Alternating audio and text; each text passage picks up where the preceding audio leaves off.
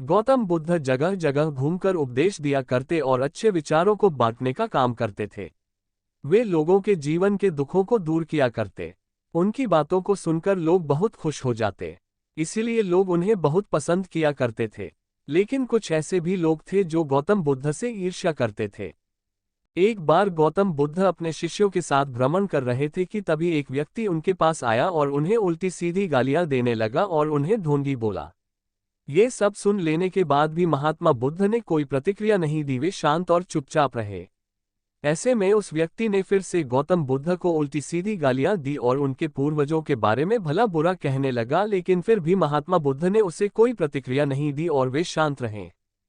ये सब देखकर उनके शिष्य और आसपास मौजूद लोग सोचने में थे कि महात्मा बुद्ध उस व्यक्ति को कोई जवाब क्यों नहीं दे रहे। कुछ देर बाद वह व्यक्ति अपने आप ही शांत हो गया। उसके शांत हो जाने के बाद बुद्ध ने कहा, अगर कोई हमें तोहफा देता है तो ये हमारे ऊपर है कि उसे हम लेते हैं या नहीं। अगर हम उसे अपना लेते हैं तो वह हमारे पास आ जाता है, वहीं अगर हम उसे नहीं अपनाते तो वह उसी व्यक्ति के पास चला जाता है जिसने वह तोहफा दिया था। उसी प्रकार इस व्यक्ति द्वारा दिया गया अपशब्द स्वीकार करना या ना करना मेरे ऊपर है।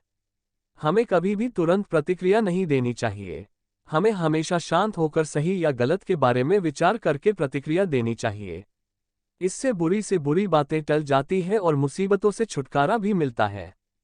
बुद्ध की यह सब बातें सुन लेने के बाद वह व्यक्ति शर्मिंदा हो गया और तुरंत बुद्ध के चरणों में गिर गया और उनसे माफी मांगने लगा।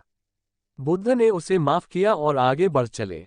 कुछ भी स्वीकार करना या ना करना हमारे ऊपर है, इसीलिए हमें जीवन के लिए अच्छी चीजों को स्वीकार करना चाहिए और वही ऐसी चीजों को अस्वीकार करना चाहिए जो हमारे जीवन के लिए अच्छी नहीं है।